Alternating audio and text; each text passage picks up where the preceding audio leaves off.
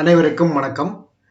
இப்போ நம்ம ஹோட்டலுக்கு போனாலே குழந்தைங்க ரொம்ப விரும்பி சாப்பிடக்கூடிய ஐட்டம் எதுன்னு கேட்டீங்கன்னா, முதல்ல ஆர்டர் பண்ணக்கூடியது கோபி மஞ்சூரியன் அப்படின்னு சொல்லிட்டு தான். அதாவது காலிஃப்ளவரை வச்சு தயார் பண்ணக்கூடிய இந்த கோபி மஞ்சூரியன் வந்து பார்த்தீங்கன்னா, ட்ரையாவோ இல்லைன்னா கிரேவியாவோ கிடைக்கும். கிரேவியான்னா சப்பாத்திக்கோ, நானுக்கோ சைட் டிஷ்ஷா நம்ம யூஸ் பண்ணிக்கலாம். ட்ரையா இருந்ததுன்னா அதை அப்படியே நம்ம சாப்பிடலாம். இப்போ இதை நம்ம வந்து வீட்டிலேயே எப்படி நல்ல டேஸ்டியா தயார் பண்றது அப்படிங்கிறத இந்த வீடியோல பார்க்க போறோம். முதல்ல வந்து ஒரு காலிஃப்ளவர் வாங்கிக்கோங்க. அதுக்கு முன்னாடி சின்ன வெங்காயத்தை வந்து பெரிய வெங்காயத்தை சின்ன சின்னதா கட் பண்ணி வச்சுக்கோங்க. கொஞ்சம் கொத்தமல்லி இலையையும் தனியா எடுத்து வச்சுக்கோங்க. காலிஃப்ளவரை வாங்கி அதை கட் பண்ணி காலிஃப்ளவரை தனித்தனியா பிரிச்சு எடுத்துக்கோங்க. ஏக்குன்னா அதை வந்து முதல்ல வெந்நீர்ல போட்டு நல்ல அதை வந்து சுடு தண்ணியில போட்டு என்ன பண்ணணும், அந்த காலிஃப்ளவரை ஒரு 5 நிமிஷம் கொதிக்க வச்சு எடுத்துக்கணும். ஏன்னா அந்த காலிஃப்ளவருக்குள்ள வந்து சின்ன சின்ன புழுக்கள் இருக்கும். அதெல்லாம் வந்து இந்த சுடுதண்ணியில போட்டு நம்ம இது பண்ணோம் அப்படின்னோம்னா அது வந்து தனியா போயிடும். அதுக்கப்புறம் ஒரு பாத்திரத்துல கொஞ்சம் பச்சரிசி மாவு, கொஞ்சம் கடலை மாவு, கொஞ்சம் சோள மாவு போட்டு கொஞ்சம் சோயா சாஸையும் அதுல போட்டு என்ன பண்ணுங்க, ரெடியா எடுத்து வச்சுக்கோங்க. அதுல கொஞ்சம் சால்ட்டு தேவையான அளவு நீங்க அதுல உப்பு கலக்கணும்.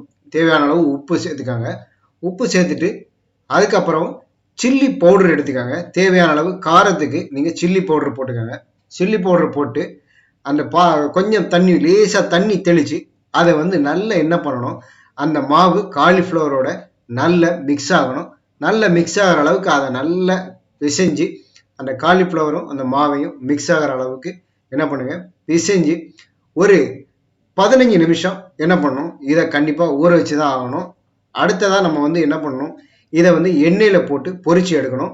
15 நிமிஷம் ஊற வச்சுட்டு அதுக்கப்புறம் நீங்க என்ன பண்ணுங்க, ஒரு வானிலையில எண்ணெய் பொரிச்சு எடுக்கிற அளவுக்கு ஒரு வானிலையில எண்ணெய் விட்டு அதை நல்ல எண்ணெய் காஞ்ச உடனே அந்த காலிஃப்ளவர் மாவோடு கலந்துருக்கிற காலிஃப்ளவர் ஒவ்வொன்றா அந்த எண்ணெயில போட்டு நல்ல பொன்னிறமா சிவக்க அதை என்ன பண்ணுங்க, எடுத்துருங்க.